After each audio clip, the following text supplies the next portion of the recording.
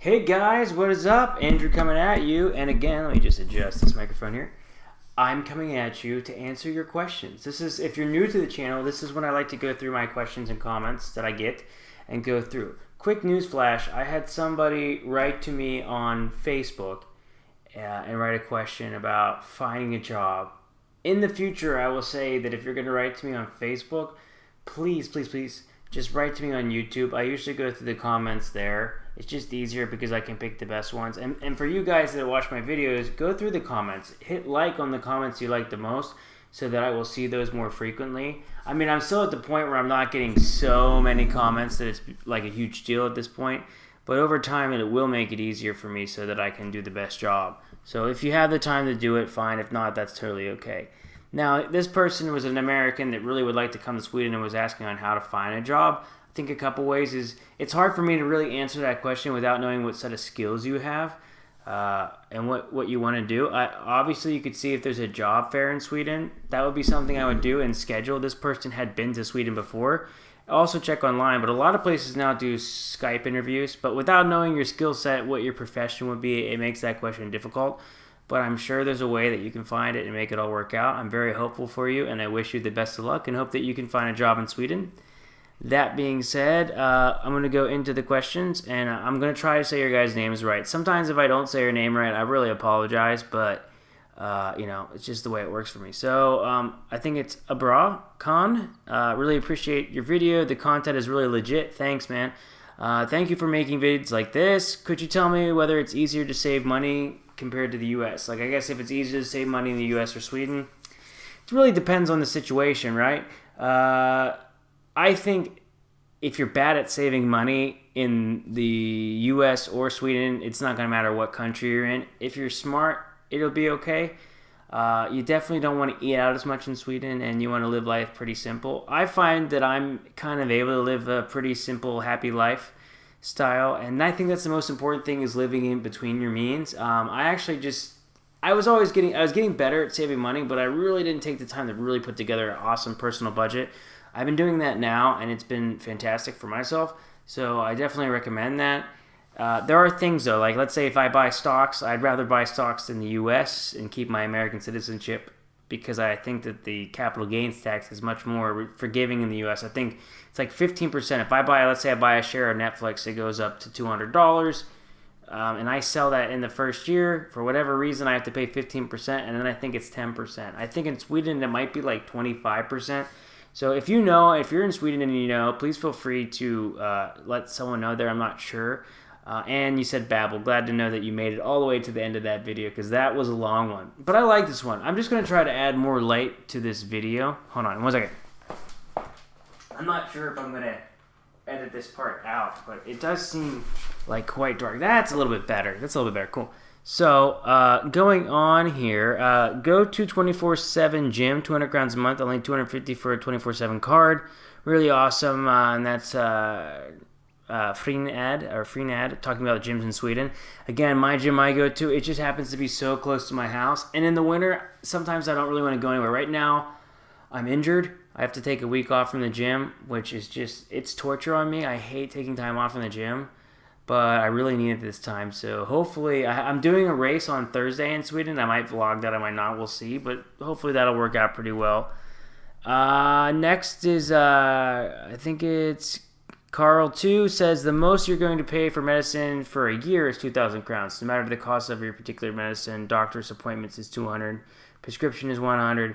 And yeah, we pay a lot of taxes, but we can afford to get sick here instead of taking a second mortgage on your home, sell your car, your children are still owing, blah, blah, blah. If you get cancer in the U.S. and having poor insurance. Talking about the things that can happen in the U.S. Okay, cool. I think I got one more comment from you. Carl, that said, I can get the fact that it's hard to learn Swedish. This is like just talking about learning Swedish in general. But I don't know. I think you suffer from the fact that we are quite good at English. It's not a disaster, but I think you could have done a better job in 5 years. Yeah, quite a possibility, really. You know, it's always one of those you're never going to understand from someone else what they're going through. I mean, I can't be defensive to that. I think that learning a language and speaking it can be difficult. I probably could have done better. Now, English being my first language, maybe you're right because so many people want to speak English. I'm not 100% sure. What I will say is this, though. I'm getting to the point now where I'm feeling more comfortable and words come to me much quicker when I speak in another language. And I'm happy that I went to the trouble to try to speak Swedish, put subtitles in, and put myself out there on YouTube doing it. I think that's a huge step, but I really appreciate the, I think it's important for people to be critical. Nothing wrong with that. Next one, Jonas says, he's just talking about healthcare again. No offense, Jonas. I just don't want to go into that on this one right now. I can only do so much healthcare once because I just feel like we've beat that to death now. So let's move on to some new comments. Norrköping, it's really nice, old city compared to Linköping, which is just a big sprawling suburb, which I would agree. Linköping kind of feels like a small town or a bigger town, and Norrköping feels more like a city. I can go into that in another video. I might try to go to Norrköping for their culture, not if I can, and do a little bit of talking about that. Like I've played in the past there. I haven't played this year, but I think it could be a lot of fun. Let's see here. I lived in LA. This is about reverse culture shock, by the way. Our RMC Entertainment says, I lived in LA for a year, and when I came back to home to Sweden, I experienced reverse culture shock. I noticed how Swedes really look. Before that, I thought Americans and Swedes looked mostly the same, even though Swedes did stick out in Los Angeles. How many blondes there are here, the lack of fast food options. Knew about that before, but I miss the options a lot. No free refills. I can understand that. Free refills in the U.S. Swedish techs, cleaner streets, and the fact it felt weird speaking and hearing Swedish all around me. Yeah, I agree. It's interesting, the reverse culture shock. I always go through it in the U.S., and in a weird way, after a while, you just don't know where you feel comfortable. It's understandable. I feel comfortable in Sweden, and I just mean in general. It's just something interesting that I have found in myself. Let's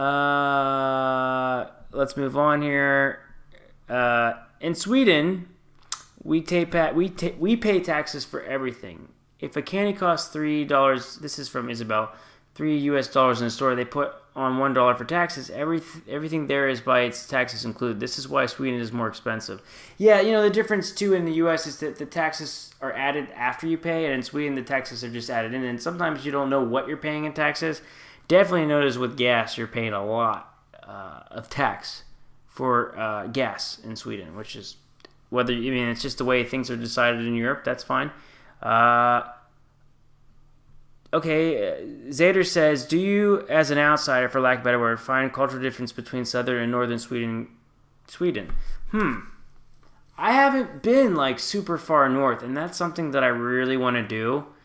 I think perhaps one time when I get some time off, I'd like to take a train ride and just do it and go all the way to northern Sweden, or take a plane ride because I heard that could be a little bit more pleasant. I really want to see the Northern Lights. One time in my home city, the Northern Lights were here, and I didn't even know. So everybody was all excited and talking about it, and here I didn't know, and I didn't get a chance to go outside and see it, and that would have been awesome. So that's definitely something I could hope I could do in the future. No more healthcare ones. Oh, Nicholas says, thank you for using proper terminology and saying football and American football. So you're welcome. Also, I think he said a comment before that said, I didn't know Ray William Johnson.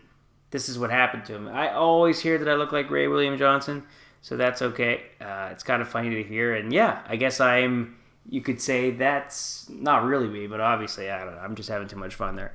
Okay. Henrik Lindquist talking about HBO. I mentioned Hulu, and I could be wrong, but I'm going to do my best. Keep in mind, I haven't used Hulu in the U.S. so much because I've been here. I used to use it when I was in college. I think it first came out. But Henrik Lindquist says, why would anyone get Hulu? From what I've heard, they still show commercials.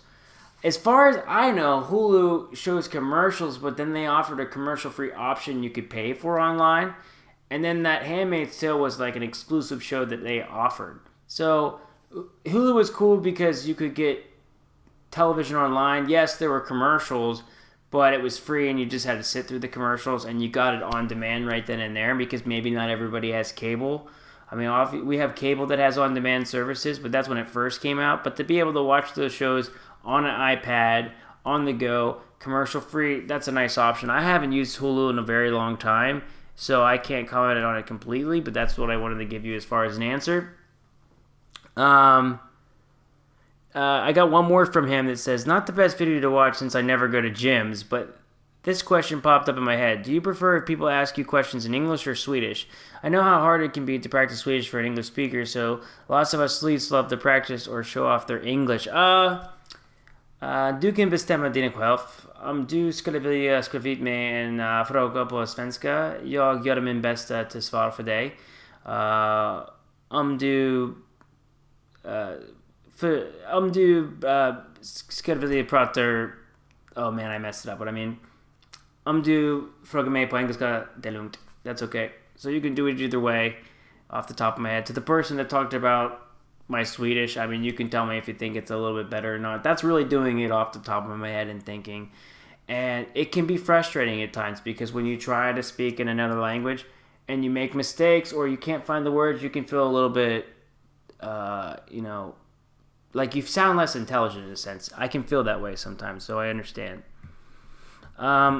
Love to try HBO. This is from Johnny. Love to try HBO, but it's only TV shows and no movies, right? I do need my movie fix.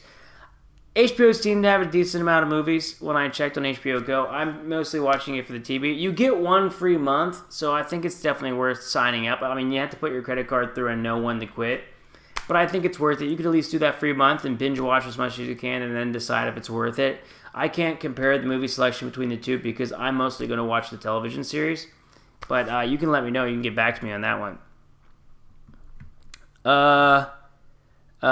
Super says to me, I prefer Swedish service because I don't want people to treat me nicely only because I give them money on talking about customer service.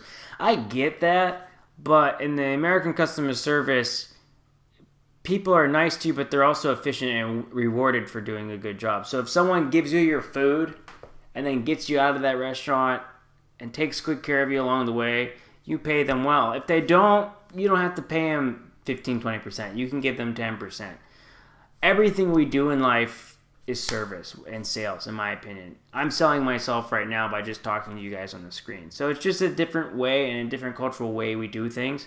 And, I don't think that people are just nice to be fake necessarily. It's just they take customer service seriously. And I'm not saying Swedes don't. It's just a different way we do it. So that's an interesting point. And then he did say it's a difference in culture. I also feel that it's good that people don't have to rely on getting tips. However, pay for service just could be higher still.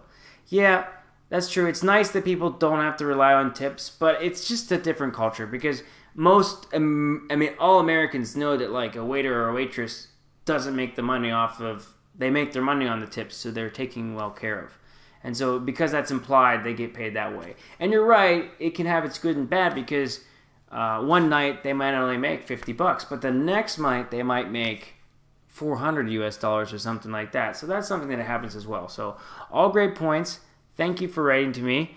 That's all I have in this video. I am feeling really good, guys. I'm kind of being really active on here on YouTube because I would really love to hit 500 subscribers by the end of the week. I'm so close to doing it. I can't work out in the gym right now, and so I am just trying to work really hard to hit 500. I don't know why. That would just be such a cool number to hit. I'm so much closer to 1,000 if I hit it. And I'm doing it in a way where I'm not like spamming anybody. I've had that happen to me. I'm not spamming anyone. I'm not asking anyone to do anything else. All I ask is if you like this video, you give me a like. Feel free to comment. I think it's fun that we can talk to each other in the community. I think overall this is a very friendly community, which is awesome. And if you're new to the channel, give me a subscription. Give me a chance. And if you like what you see, that's where you go. Other than that, I'm not going to spam you. I haven't spammed anybody. All the subs that I have gotten are legit subs from people that just want to see me. And sometimes it's 5, 10, 15 a day. So obviously I'm doing something right. And that feels really, really good. So in response to someone did ask me, hey, could you edit these videos? Here's the deal, guys. When I can get enough subs that I'm getting enough views and I can really start to devote more time to YouTube and doing the editing, I will really work to put the editing in. But for right now, I think for a new YouTuber, being active is probably the most important thing. And you're just going to have to deal with the fact that right now I might not put a lot of my time into the actual edits. And then over time, hopefully I'll have the opportunity to do that. So I hope you guys enjoy this one, and I'll see you in the next video. Take care, guys.